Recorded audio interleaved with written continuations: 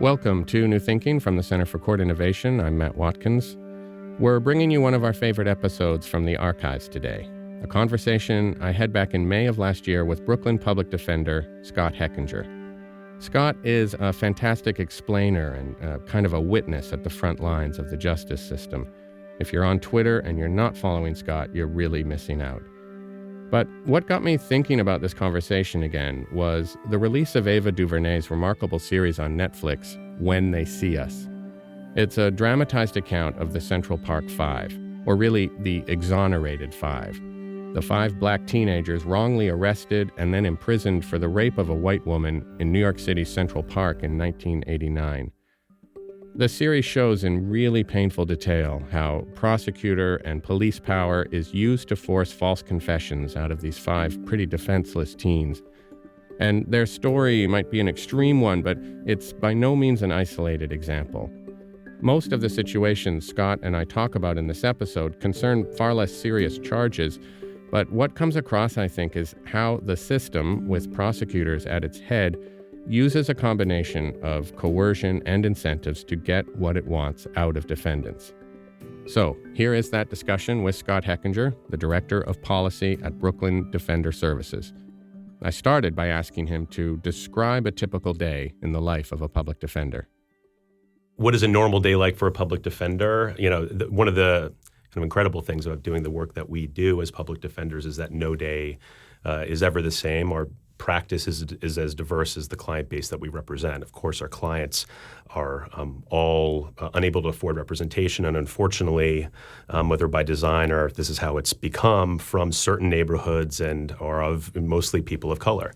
So I meet my clients at this moment of true crisis. They've been taken off the streets, they've been taken from their community, from their jobs, from people in need of caretaking, and they're facing this really momentous occasion. Most people think about that first appearance, arraignments, as this administrative necessity. But by the time that I meet my clients, they've not only already gone through the process of arrest, but the prosecution has already decided whether they're going to be charged and what they're going to be charged with, and come up with a number, and they're already set up for the potential of bail being set. So major decisions have already been made and are about to be made that really dictate the direction, shape of a case, the ultimate, frankly, outcome of a case.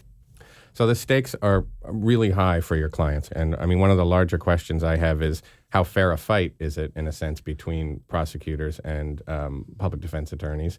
But as a way of maybe getting at that larger question, why don't we walk a little bit through the sort of decision points of the process, decision points for prosecutors, decision points for your clients as well. So if we start with the charging decision, that's one that John Pfaff really focuses on, obviously. This extent to which prosecutors are really acting as the gatekeepers to the system, whether to charge people, what level to charge them at. Could you talk a little bit about how that power plays itself out in the cases and the lives of your clients? The charging decision, that decision whether to let a case come in to court in the first place, and the decision on if you're going to let it come in, what are you going to charge the person with, is perhaps the most monumental and determinative decision that's made in a case. There's two different classes of charging that I think it's important for people to know. It's really like misdemeanors and felonies. Misdemeanors, low-level crimes, and there are different issues, and felonies, more serious crimes. And there are different issues and impacts that kind of intersect with each one of these two types of charging. With misdemeanors, I like to think about it more as should we be charging these cases at all? The majority of misdemeanor cases are what we call quality of life crimes, or crimes of poverty, they're sometimes known as. They're the most common arrests. They're the stop and frisks. They're marijuana possession. They're low-level drug possession. You're stopped and frisked and there's a crack pipe found on you. You're caught sleeping where you're not supposed to. That's misdemeanor trespass. You jump the turnstile because $275 is actually a lot of money for the clients who I serve. That's an A misdemeanor punishable by a year in jail. Driving on a suspended license because you can't afford to pay the fines, that's a misdemeanor. And so I think the decision point there is, should prosecutors be charging those cases at all, especially given what we know about the overwhelming number or disproportionate number of people of color who are being charged. So marijuana, for example, 18,000 arrests in New York City in 2016 and 17, and 86% were people of color. Knowing that both the fiscal and the human costs of charging these cases, couldn't prosecutors, and the answer is they could, decide to not prosecute any of them. By doing that, they would send a strong message to the NYPD or police forces around the country that this is not only an arrest that's not worthwhile to be brought into court, but it's also being carried out, these arrest practices, in a way that is on its face racist. When you also get into crimes of addiction and crimes of mental health, crimes of poverty, you got to be thinking about the fact that our system, you can't deter poverty with the threat of punishment, or you can't deter poverty with the threat of an arrest. So I think there's an opportunity for prosecutors with misdemeanors, and a large class of them, to rethink bringing them into the criminal justice system to begin with. Yes, there's a role to play in Albany and legislatures around the state to decriminalize these things, but prosecutors can stop prosecuting them tomorrow. When it comes to felonies, it's less of a question of whether to charge. It's more of a question of what we should be charging. So I'll give you an example, and this ties into the conversation around violence, right? If you think about burglary, people tend to think about really, violent, intense crimes, home invasions. The majority of them are not that. The majority are people going into lobbies who are homeless, who are in need, and stealing packages. And I'm not condoning that behavior, but is that a C violent felony? Is that a violent felony where the mandatory minimum is 3.5? When a prosecutor makes a decision to charge a case at the beginning, 3 things happen. Number one, it's far more likely, the higher the felony and whether it's a felony at all, that bail will be set. Number 2, depending on the level of the felony, mandatory minimums will kick in, which we know drives case outcomes at least as much as pretrial detention, if not more, the fear of going to trial and facing that mandatory minimum. 3, it also takes away what little discretion the judges at this point already have to overrule the prosecutor's office and order treatment over their objection. And so all of these decisions are being made before I've even met my client. So to what extent do you think prosecutors are simply, when it comes to making these charging decisions, simply applying the law, calling balls and strikes, to use a famous metaphor? Or do you see them as their discretion is such that they're, in a sense, making the law every time? My sense is that there is a practice in most DA offices to charge the top crime that is possible under the facts alleged. The thought is, let's charge the max, and we can work our way backwards if, the facts play out differently, or, we have some more time to kind of think through this. What we see, though, is that in the most common felony cases, we know, as practitioners who practice all the time, how these cases play out.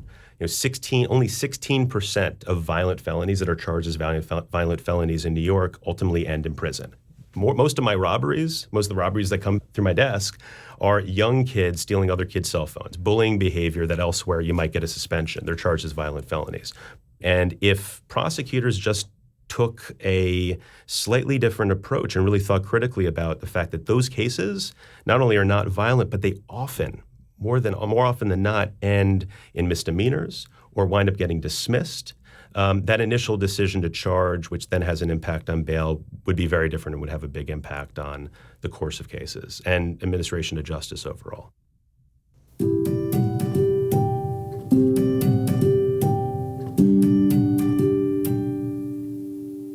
So to pick up on bail, which I guess is the next decision point along the line here, obviously a huge amount of focus and discussion right now on bail reform and lots of actual reforms being announced. But what are you seeing on the ground in terms of bail decisions as a public defender?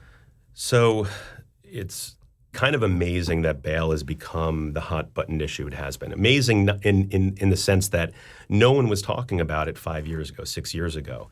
And through public attention, through newspaper articles, through, unfortunately, really major tragedies like the tragedy of Khalif Browder, it's become this issue that everyone's talking about. What's less known and what's less talked about is the role that prosecutors have in whether bail is set at all.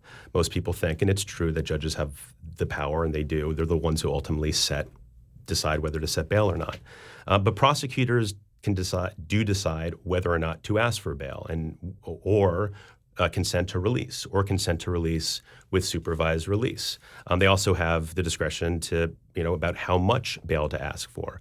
What tends to happen on the ground is that in the time it takes me to read just the bare bones criminal court complaint, and if the person has been arrested before, their criminal record, the DA in arraignments has already made their decision within 4 to 5 minutes on whether bail is going to be set. The bail statute is more than just the charge, the seriousness of the charge, and their criminal record. It's about their life circumstances. It's about ability to pay. It's about not just what the charge is, but the strength of the evidence, which frankly no one really knows at the start of a case. These are all considerations that the judge should take into account, but these are considerations that also prosecutors could take into account. And so I go back and I meet my clients and I find out a more complicated story, always. And we tell that story, but what we find is that the prosecutors ask for bail is what determines whether bail is going to be set. Occasionally, I wouldn't even say occasionally, frequently the judges do overrule the prosecutor's bail request, but on felonies especially, if the prosecutor asks for high bail, that's really, sets the tone for that particular bail application. So in terms of reality versus promises on top, look, in Brooklyn, we're seeing a difference. DA Gonzalez, back in April of 2017, said that he was going to stop asking for bail in misdemeanors or in cases where they weren't going to be seeking jail time. And frankly, we are seeing a difference. They are consenting to release in more cases. We want to see that get to zero, and we don't think that anyone at a baseline should be jailed for their inability to pay, a sum of money. No one should be in jail because they're too poor to buy their freedom. And that's the reality of what of what we're seeing. So on the ground, there's room for hope, but I also think there's a lot of room for prosecutors to think more critically, not just about misdemeanors, and not just about nonviolent felonies and drug cases, but also about more serious felonies, including violent ones. Does it happen often that people plead guilty to something they might prefer contesting simply because they know they're not going to be able to pay the bail? They want to avoid incarceration pretrial. I mean, I'm just wondering, to the extent that happens, how that must feel as a public defender. It hurts as a public defender. I can tell you. I was going to say it hurts more as a client, but in that moment, my clients are not thinking about the long-term consequences, which are going to hit them when they plead guilty. And so I want to. There's two different ways that bail influences guilty pleas. Number one, we see a lot of guilty pleas on that day of arraignment, facing the prospect of bail being set. So bail hasn't even been set yet. Someone's charged with the crime, low-level misdemeanor, and they're given an offer of time served. And they might have been stopped and frisked unconstitutionally. They might be innocent. But when they're given the opportunity to go home versus yes, suck it up, plead guilty to maybe something they didn't do or not be able to challenge that unconstitutional stop and search, it's no question. They need to get home. They need to get home to their jobs, their kids, to their elderly parents. They need to keep their housing. Most of our clients live in affordable housing or family shelters. If they don't show up, they'll lose their place in their housing. It's a no-brainer. And so, yes, the clients bristle as they get those questions. Are you pleading guilty because you're in fact guilty? Is anyone forcing you to plead guilty? But it's really a no-brainer for them. Even if, though, they were released, and this gets back to charging, even if bail wasn't even part of the equation, it's kind of too late at that point once they're in the system, because the thought of having to come back to court to contest that case, even if they could, is punishment in and of itself. Our clients are busy. They've got a lot of stuff going on. And the process of coming to court is a horrific one. You have to take a whole day off from work. You're packed in a courtroom with, unfortunately, mostly people of color. You're not, the people that look like you're not allowed to even read. And so you have to watch this process of people. Is the punishment. The process is the punishment, going up. So yes, we see people plead guilty on that same day. And once someone takes that plea, they're also legal barriers are erected that make it impossible for them to even sue for false arrest or malicious prosecution. And so in that process of prosecutors allowing the case to come through the system, it has enormous consequences to the individual, and also just the cycle of arrests and prosecutions. Obviously, once someone's actually locked up on bail that they can't afford, every day that they're in adds to that desire to get out. Think about a time that you've ever been homesick. You're 13 years old, you're in camp, and just having that date certain, knowing that you're going home on a certain date, there's a lot of power in that. And so someone who's facing a mandatory minimum, getting that offer of a year and a half, even if it means them staying in for additional 6 months, there's some certainty in that. And that also encourages people to plead guilty as well. So I think my master plan is kind of working here, and we are managing to really start to fill in the picture of just how fair a kind of adversarial contest it is between prosecutors and defense attorneys or public defenders. A major issue in that question of the adversarial relationship is this question of discovery. Basically, how much and when are prosecutors obliged to hand over evidence to the defense? This is, again, another area where there's been a lot of focus, reforms announced. Chief Judge New York State, Janet DeFiore, made it a priority of her State of the Judiciary just recently. But how do you see that issue playing out, again, in your cases for your clients, and how is it changing, if at all? New York State, this so-called progressive bastion, has one of the 4 worst, most unjust discovery laws in the entire country. Under New York law, prosecutors can withhold the most critical evidence until the day that trial starts.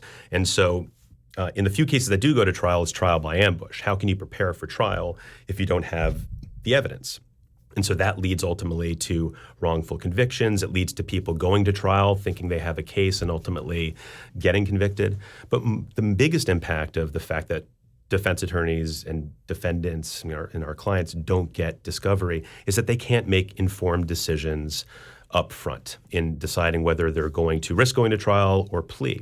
And that fear of the unknown, combined with the risk of going to trial with mandatory minimums, which harken back all the way just to the charging decision, plus pretrial detention, creates this perfect combination of forces that make even people who are innocent plead guilty. The reality is that our adversarial system is based upon this idea that through mutual testing of the evidence, the truth can come out. And so when you mentioned Janet DeFiore, she did say discovery was a priority, but she just simply ordered the prosecution to do what they already should be doing, which is turn over Brady material. It needs to be more than that. We should be getting as much discovery and evidence as the prosecutors have as early as possible.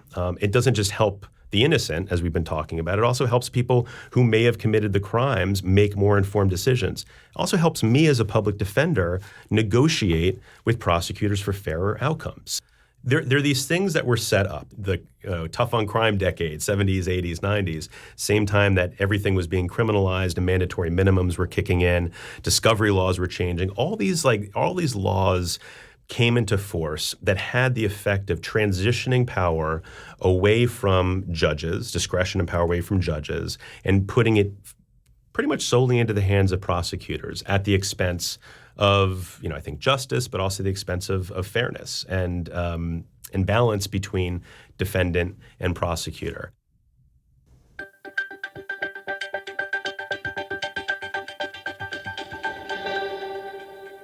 We've already touched on this a little bit, but given the fact that this sort of shocking number of 95% of guilty pleas result from plea bargains, which I think we've mentioned, so very far from this sort of Law and Order concept, the TV show about how justice is meted out. Plea bargains are often referred to as this kind of black box process, but as a public defender, you are inside that black box, so to speak. The conversations, the kind of the plea bargaining process is, the way that I see it is, a conversation. But it's a conversation, this is the critical point, that is informed by these forces that are out of the defendant's control and that are in the prosecutor's control. Charging, so what is that mandatory minimum? Now, John talked about the fact that we have no way of knowing how often mandatory minimums are threatened as part of the plea bargaining process. I can tell you that it's in 100% of cases. That does not mean that a prosecutor, is very rarely, a prosecutor is going to say, you know how much time this person's facing if you don't take our plea. It's understood. It is forget the elephant in the room, it's the entire room. That is the reality that we're operating in, okay? And so, we're having this discussion, but all sides know if we go to trial, that's an enormous risk to take. Number two, we're having this conversation while, in many cases, especially in the violent felonies, that person is sitting in jail, subject to horrific violence, away from his family, away from jobs. His bills are piling up. His family is having a tough time visiting him because he's sitting on Rikers Island. So there's enormous pressure to just make the pain go away. So there's this conversation that's happening that can sometimes be productive. But at the end of the day, my client, there's so many forces that are pushing that client to want to just make the pain end, whether they're guilty, whether they're innocent, whether they could potentially get a better plea if they had been out. So that process is an attempt to have an informed conversation about what we're trying to accomplish here, but really just infused by pressures that work in favor of prosecutors and in favor of more convictions and greater jail time. So when you're having these conversations, these negotiations with prosecutors, by which I mean like the line assistant district attorneys, the line prosecutors, do you have a sense that they're operating with a different conception of justice than you're operating from? I mean, are we talking about people who are just reflexively tough on crime? No, my sense is it's not that. So is it an issue of the kind of culture of prosecution? Yeah, I'm shaking my head. It's hard to say. I'm not inside their heads. I'm not a prosecutor. I do feel like at least the newer class. So, the newer class of DAs or assistant district attorneys, prosecutors, folks that have been coming in the last 10 years, especially in New York, they're progressive. And I feel like I can have a really informed conversation with them. Some of the challenge comes, and this is throughout the country, when they need to get that approval for leniency. And that approval has to come from folks who have been there for longer, who are more tough on crime. And the issue about where does that come from and how does that office culture change? Because like you said, it's the really line prosecutors that are making those thousands of decisions every day. It's the top prosecutor that's making that one decision that could have an impact on those thousands of decisions. So how do you change that? And I think, it takes a lot of courage.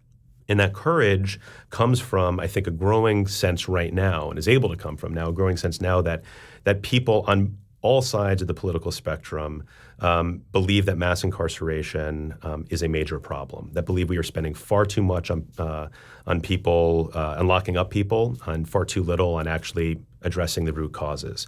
So I think it's really important for folks to be able to send the message to prosecutors, the top prosecutors, that we are not only are in support of smarter policies, from charging to your bail requests to evidence policies to mandatory minimums to plea deals to alternatives to incarceration and mercy and redemption.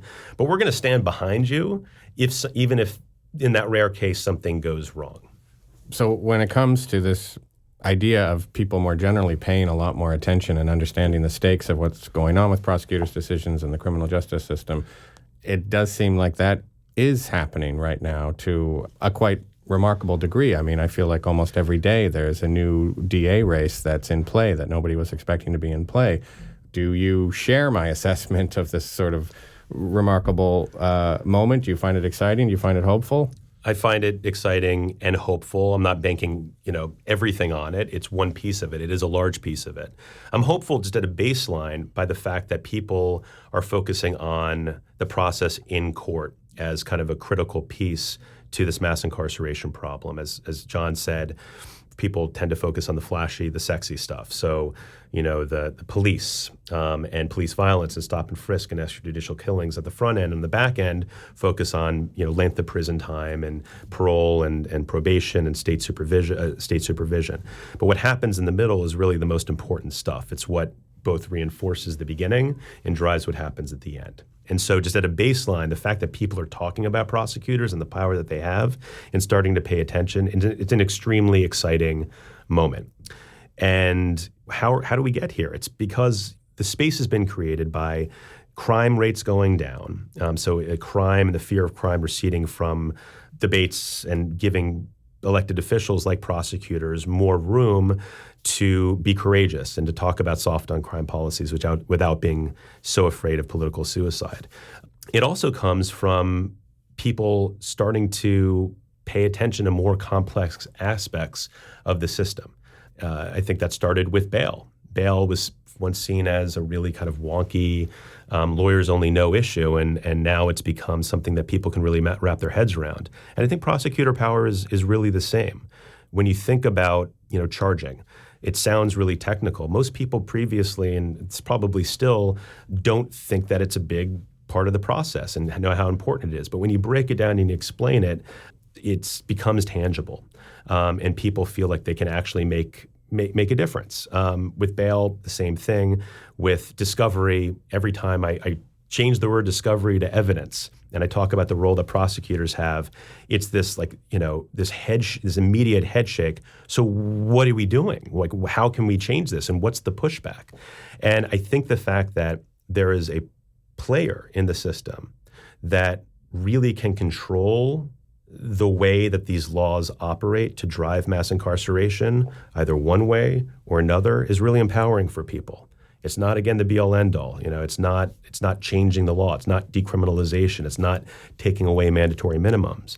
But there is a sense of both a targeted person who can actually do something about it and can do it relatively quickly, like we're seeing in Philly. And so I am not only excited about it, but I'm excited by the fact that we're talking about it, and I'm excited by the excitement that it's generating across the country. Well, Scott, it's very clear you have a very demanding, and I think to this city, very important job. So I really do appreciate you taking the time to come in and talk with me today. I appreciate you having me. Thanks so much. So I've been speaking with Scott Hechinger. Scott is the Senior Staff Attorney and Director of Policy at Brooklyn Defender Services.